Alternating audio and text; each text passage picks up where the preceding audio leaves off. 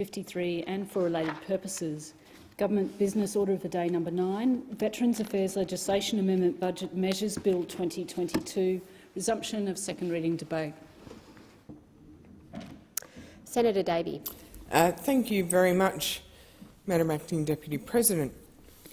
Our veterans are important.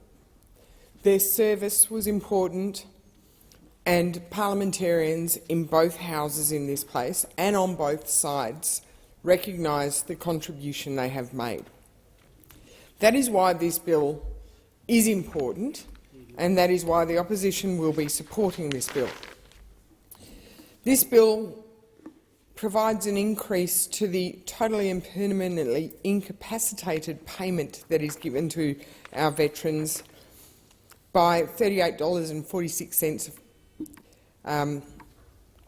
which will increase it to $1,595.66 per fortnight.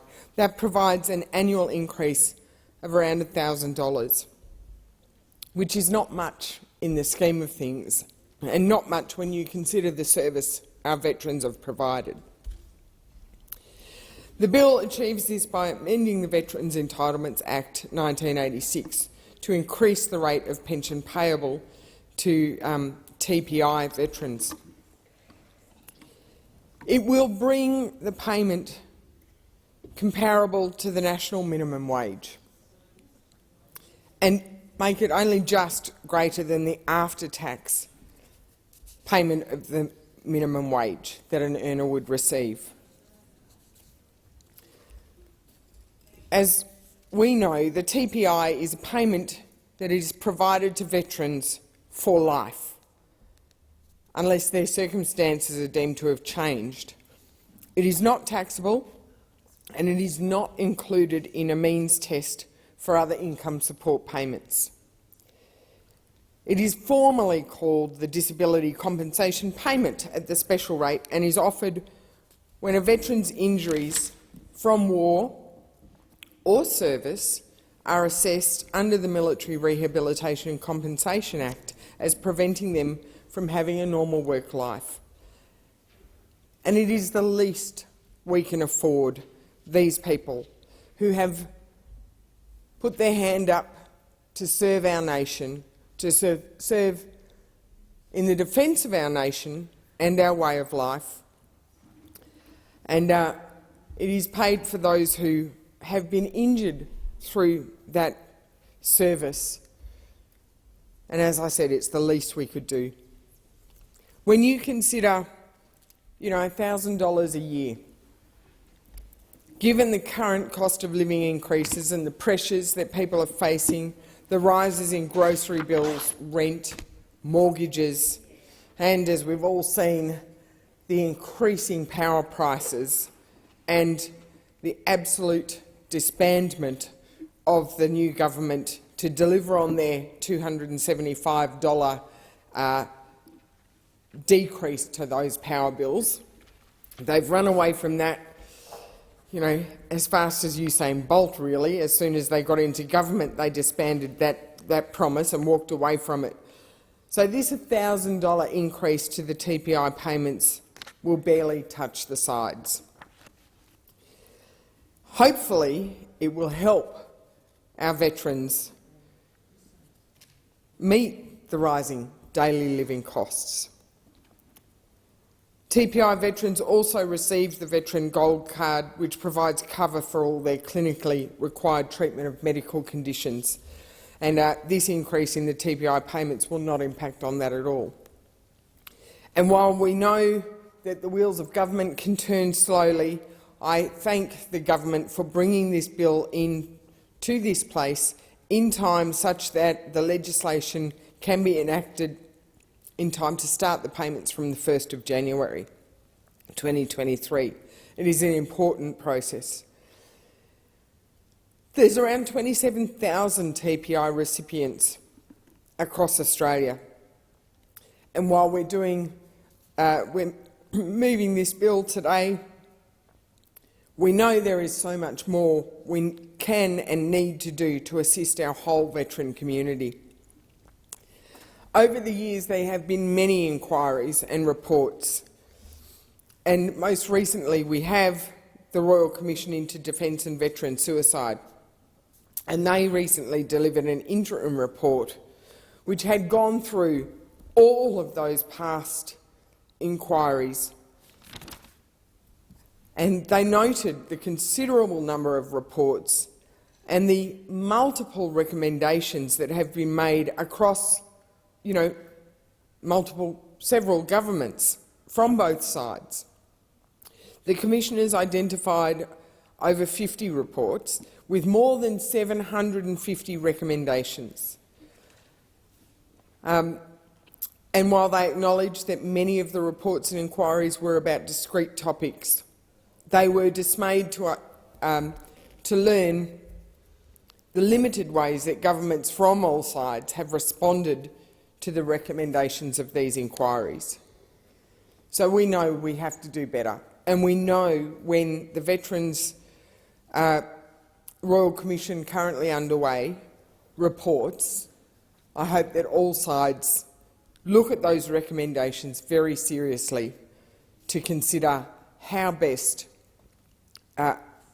to implement the recommendations to ensure we do better by our veterans. We know that our veterans, when they transition out of the Defence Force, they often feel isolated. They often feel that they've lost their purpose. And there are bodies and agencies out there for support, the Return Services League, Soldier On, amongst others, and I met the other day with another organisation, quite a young organisation in the scheme of things, founded in 2016, Disaster Relief Australia. And it's very topical at this point in time as we're seeing such devastating flood crises across the eastern seaboard, and particularly in New South Wales. Disaster Relief Australia works with veterans who volunteer their time to be deployed, to use the military term, deployed into a disaster-hit area where they use their skills that they learnt through the Defence Force and they help coordinate relief and response, working with communities, bringing everyone together, managing logistics. And what Disaster Relief Australia have found is that for many of the veterans they work with, this is giving them back that sense of purpose. It is having a really good outcome amongst the veteran population that they work with, not because they're going out saying to veterans, how can we help you? They're going to veterans saying, how can you help others? And that is what our Defence Force personnel are so good at doing. They sign up not to get something for themselves, but they sign up to do something for others. And that is why it is such an important thing. And we need to look at other ways we can support our veterans to give them back that sense of purpose, to give them back that sense of community that we provide. And we know that the veterans, people who've been medically discharged, people who've been found to be totally and permanently incapacitated, they struggle some of the most because they entered the Defence Force fit and healthy and robust, as they have to do. You've got to pass a medical to enter the Defence Force, and they come out the other side with a TPI label. And for many of them, it's devastating. And for many of them, they depend on these payments to ensure that they can put food on the table and they can meet their daily costs and daily living. So we do need to ensure that those payments keep up with the cost of living. We need to ensure that our TPI veterans are not left behind and that they know that we value them, that we in this parliament value the service they've provided, and that we in this chamber value the service they've provided. On average, one Australian veteran commits suicide once every 2 weeks. And that is a statistic that should not be happening in a country that claims to value the contribution and sacrifice made by defence members and veterans in their service and the sacrifice their families have made. So, as I've said, this bill to deliver an annual $1,000 extra payment to our TPI recipients is but a tiny recognition to those veterans that they are valued and that they will not be forgotten. The opposition supported this bill through the other chamber, through the House of Representatives, and we support it in this chamber. And I thank the government for ensuring this bill is passed in time to start these payments from January 2023 to give our TPI veterans recognition, but also some financial security and certainty moving forward. Thank you, Senator Davey. Senator Shoebridge. Thanks, Deputy President. I rise on behalf of the Greens to indicate that we'll be supporting the Veterans Affairs Legislation Amendment Budget Measures Bill 2022, but we do so with significant reservations. This bill will introduce amendments to the Veterans Entitlement Act to implement what the government said that they would do with disability compensation payments. The government, in its election commitments, made a commitment for a modest increase in TPIs, and I'd have to say that this is fulfilling largely the modest nature of that commitment. This bill will increase the rate of the disability compensation payment at the special rate, often referred to as the TPI, or Total and Permanently Incapacitated Payment, payable under the Veterans Entitlement Act. Because those payments are legislatively linked, the amendments to the Veterans Entitlement Act provisions will also increase the temporary special rate under that Act and the special rate disability pension payable under the Military Rehabilitation and Compensation Act. Now, what is that increase going to be? Well, the increase that the government has committed to is a total payment of $1,000 over the year, which equates to $38.46 a fortnight. Or to really understand how modest this payment is, it equates to $2.75, a bit less than $2.75 a day, not a cup of coffee. That's the commitment that the government has brought to this chamber. We know that there are approximately 27,000 veterans who are struggling on the TPI payment. And when you look at the entire TPI payment, plus all the very modest additional payments for energy supplements and the like, veterans who have been totally and permanently incapacitated because of injuries received during their service for the country, are being asked to survive on less than $1,600 a fortnight, less than $800 a week. And with this payment, it'll just touch $800 a week. For most veterans, given the cost of living in Australia, that is a lifetime of effective poverty in a country like this. That's what veterans get under the TPI, a lifetime of effective poverty. And in fact, when the Standing Committee on Foreign Affairs, Defence and Trade looked into this in 2019, they got submission after submission after submission from veterans saying, hang on, we serve for the country. We put ourselves out to serve for the country, sometimes for decades, and then we're literally being thrown on the scrap heap on a TPI payment that barely keeps a roof above their heads, let alone keeps the power on or allows them to have access to the internet. And so, although the quantum wasn't agreed, in 2019 the recommendation was that the government consider increasing the TPI payment. And there wasn't agreement on the committee about how much that should be. But I think if we went back and looked at the submissions and saw the evidence and have spoken to veterans since, I'm pretty sure we could all agree in this chamber that $2.75 a day is not enough, that committing veterans to a lifetime of poverty is the wrong policy call from this government. And I know that there are competing priorities for government's expenditure, but this total package is probably $20 million or less this year, maybe a little bit more next year. We're talking tiny amounts of money in the government's budget. And if we want to see how veterans are valued in the priorities of this government and the priorities of the previous government, and I want to make this clear, we're 6 months into this government and at least we're getting an increase in the TPI. You know, not much of an increase, sort of embarrassingly small, but at least it's happening. So I'm going to give the minister and his office credit for achieving that.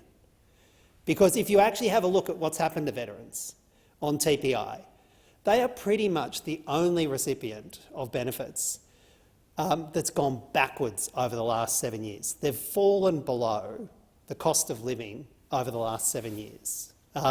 They've gone backwards under the coalition government. So often you see the coalition wanting to wrap themselves in khaki and say how much they care about the military and how much they love the Defence Forces. Well, let's have a look at what they delivered. They delivered veterans falling real TPI benefits, less at the end of the coalition's term than they had at the beginning of the coalition's term. So, yeah, let's have a look at all of those pictures of Dutton and others wrapped in khaki, standing beside the ADF. Senator Shoebridge, if you're going to refer to someone from the other chamber, please use their appropriate title. Let's have a look at the former coalition leadership team, wrapped in khaki, sitting on tanks, hanging around with Defence Force personnel, saying how much they care about the military, and then let's look what they provided for veterans. Falling payments, endemic poverty. That's what it's delivered. So at least we've got some movement from this government, and I'm going to give the minister and the office credit for that some movement. But you couldn't have a better definition of modest than $2.75 a day. You couldn't. That is like the Oxford Dictionary definition of bugger all. That's what this bill delivers. And so the inquiry said increase the payment. And the problem with this, of course, is that inquiry was in 2019. So we've now had another 3 years of veterans struggling to get by on a payment that this pretty much entire committee unanimously recognised was inadequate in 2019. And now the only increase is $2.75 a day. And that's been generous. That's rounding it up, by the way. That's the increase we get from the government. Well, I can understand why veterans are saying, you know, what about us? When is our turn really going to come? Because we've seen the federal government under the coalition's watch spend $4 billion not getting French submarines. So in the military space, in the ADF space, the former coalition government spent $4,000 million to not get French submarines, and then 27,000 veterans on TPI got nothing, not one red cent. Now, I think that really shows the priorities of the former coalition government, and what veterans get under the new Albanese Labor government is nothing like $4 billion, maybe $20 million a year for the next 4 years. They get $2.75 a day. And they know, because they've seen it, they know that the same Commonwealth government has dropped $4 billion not getting French submarines, and they say, hang on, where's the priorities? Do we matter? Well, we think veterans should matter, and we think they should get a payment substantially more. And I want to credit the veterans who have contacted my office and pointed out how they deserve better. And the TPI Federation of Australia in particular, their communications with the office, they've shown us clearly how there's been that real decline in veterans' payments over decades, in fact. And as they say, and I'll just quote from the correspondence our office got, recent increases of 30% for petrol, 30% for food, 38% for insurance, house and car will be greatly addressed with the 2% this bill offers to TPIs. There are many TPIs who must now decide whether to buy their medication or food. If they choose their medication, they need to approach community food pantries to obtain their meagre food supplies. That's what we're saying to veterans. Choose food or medication. And this bill is not going to fix that choice. I know that veterans wanted us to move amendments to double it. And we were close to doing that, to move in amendments to double it. But we were advised by the government that if we'd done that, it would have basically killed the bill and veterans would have got nothing. Well, veterans should get at least double. The reason we're going to support this bill is so that they end this year knowing they're going to get a tiny, modest increase, start 1 January, and we want that to happen and we're not going to delay that.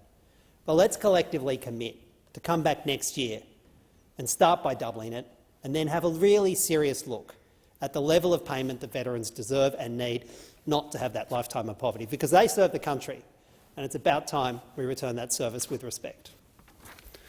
Senator Cadell. It's not often in this chamber you get up and a National Party member will endorse virtually everything a Greens member says, but I was ticking off my talking points with Senator Shoebridge and shortening my speech. There's 27,000 Australians that are roughly on the TPI, as you said, and they have given their all. They have given their health as well as given their service. And they have always deserved better and they always will deserve better. And the reasons for not moving that amendment are understandable. We saw in this place when there was a previous vote on, I think, seniors coming in and doubling the allowance of work without penalty. What happened that it got referred to the other place and came back, and to pass it, that had to be walked back on. So this is a good thing that it gets through now. It gives them something. It is not enough.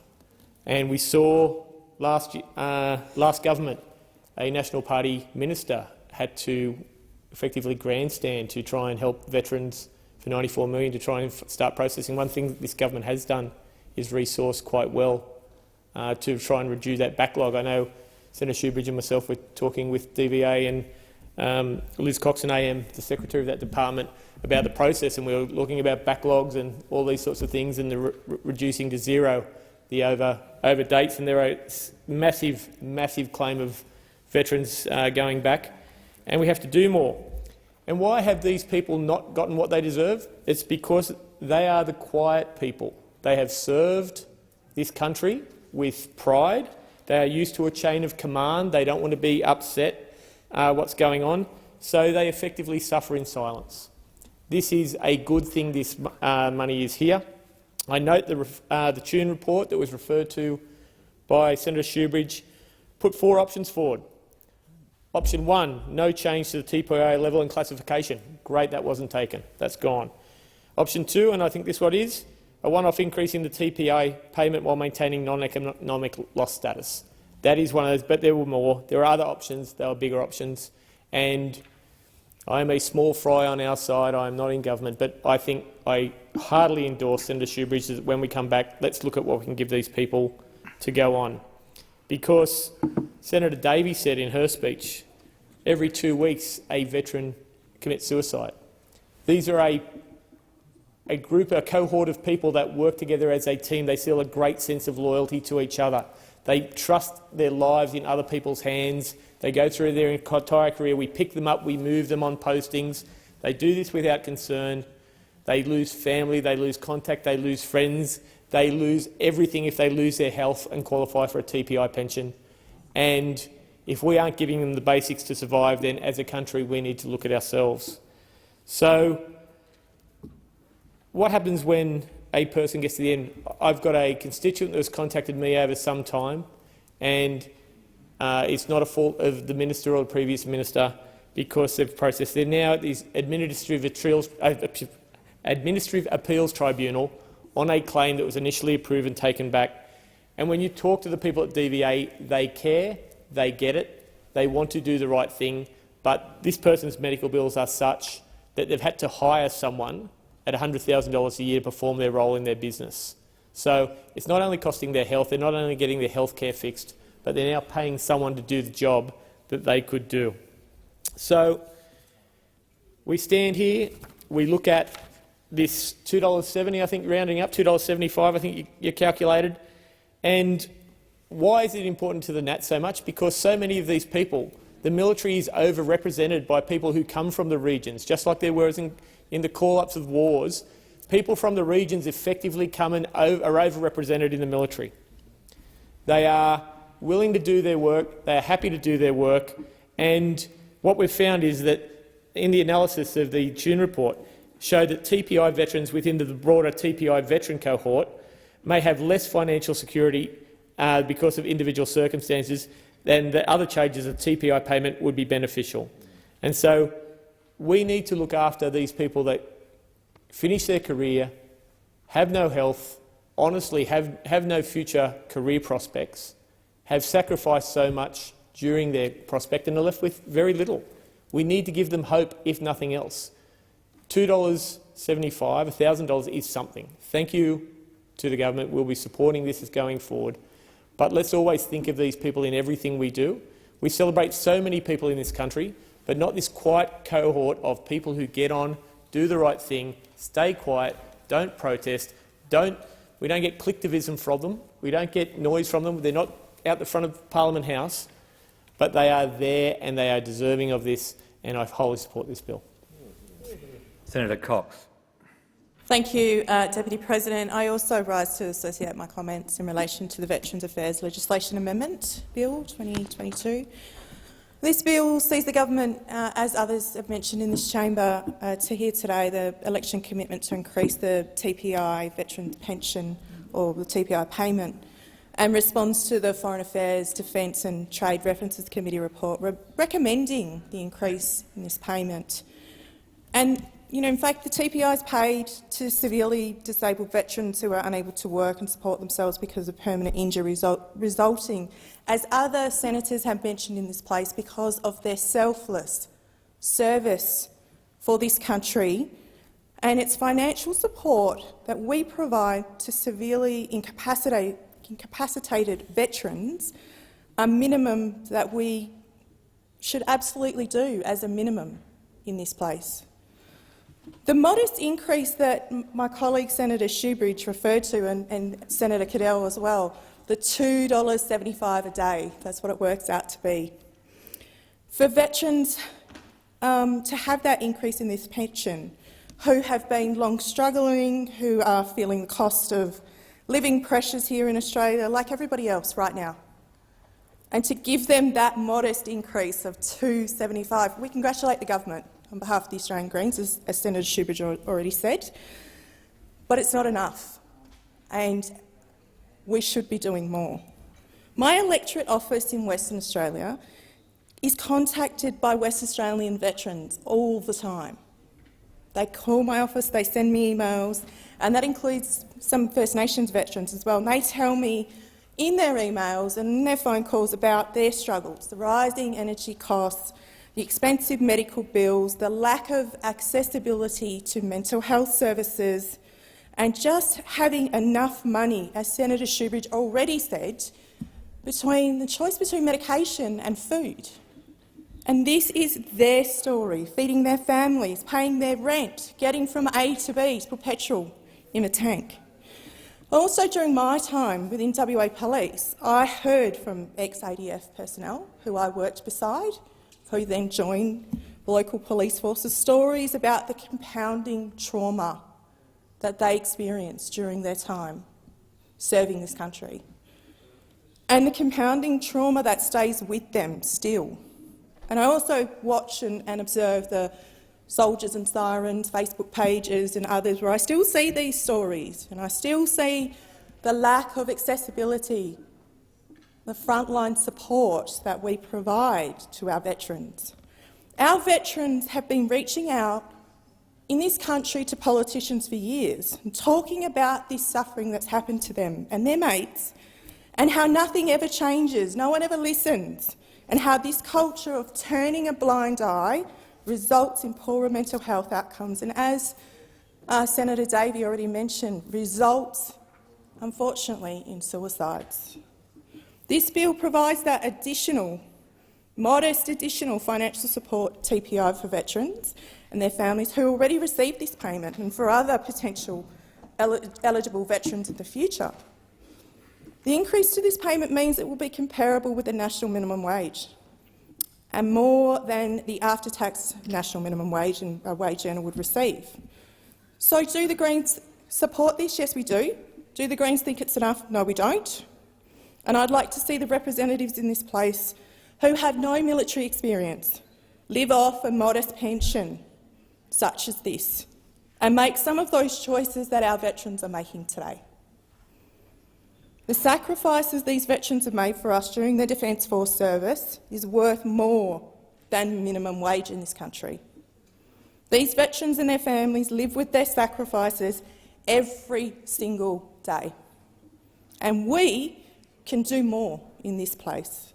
We can start by sharing the dark stories of war, sad and horrifying realities that veterans face in the battles on our foreign shores. The truth-telling, if you will, about the torment of these experiences that veterans live with every single day. Now, my people are also part of this story, and they served in wars in this country, and they were denied some of the fundamental human rights and basic decency and respect in relation to their identity. They served in the Boer Wars, World War I, World War II, Korean War, Vietnam War, all before they were actually recognised as citizens in this country. So let's not forget that they're also the lives that were lost in the frontier wars in this country that raged across this country as well. And that's not the definition of veterans, unfortunately, in this country, because we barely acknowledge that. And I've spoken directly to Assistant Minister Keogh from the other place, and I want to congratulate him for some of the recent commitments, his work in relation to this bill, and making sure that the wrongs of the past are righted, but we have a long way to go. We have a lot of work. And I want to say, for the ageing veterans, that you are not forgotten, and we are not going to forget that you deserve the recognition, you deserve the support that we as politicians have the power to change. For our current servicemen and women, we must show them that we can do better when it comes to veterans' issues, and we must give them the platform for their voices to be heard. Thank you, President. Senator Farrell, please sum up the debate. Thank you, Acting President. And can I say the Australian community has a clear expectation that defence personnel, veterans and their families are well looked after. This is an important task and responsibility of government, a solemn commitment. In summing up the debate on this bill, I'd like to thank the opposition and all of the others in this place for their support for it. The legislation demonstrates the Albanese Labor government's commitment to delivering a better future for our veterans and families and addressing the adequacy of support for totally and permanently incapacitated veterans. Often referred to as TPI, veterans and their families, providing them greater financial support to ultimately deliver a better future for them. In April, the Federal Labor team announced that the Labor government, if elected, would act on the recommendations of the Senate inquiry to increase the TPI payment by $1,000 a year. This bill today implements that commitment by Labor by increasing the special rate of disability compensation payments for veterans. We're very glad that today we're receiving the support of senators to ensure that the TPI veterans are better off. This $1,000 a year increase to the special rate of disability pension, an increase of $38.46 per fortnight, is to ensure veterans and their families are better supported financially, helping keep up with the cost of living pressures. It forms part of the recent federal budget, which is delivering on the Albanese Labor government's commitment to deliver responsible cost of living relief. The increase to the TPI payment means it will be comparable to the national minimum wage and, crucially, greater than the after-tax national minimum wage a wage earner would receive. This initiative recognises the importance of supporting veterans who have been severely impacted by their experiences in the Australian Defence Force. The bill will achieve this by amending the Veterans Entitlement Act 1986 to increase the rate of pension payable to TPI veterans. This government is committed to implementing practical support measures to better support defence personnel, veterans and their families. We are committed to ensuring that they get the support that they not only need but more particularly deserve. I commend the bill to the Senate. put the question that the bill now be read a second time. Those for the question say aye. Against no. The ayes have it. Clerk. A bill for an act to amend the law relating to veterans' entitlements and for related purposes. No amendments have been circulated. Does any senator require a committee stage? If not, I shall call the minister to move the third reading. Minister. I so move. The question is that the bill be now read a third time. Those for the question say aye. Against no. The ayes have it. Clerk. A bill for an act to amend the law relating to veterans' entitlements and for related purposes. Clerk. Government Business Order for Day number 10, Defence Home Ownership Assistance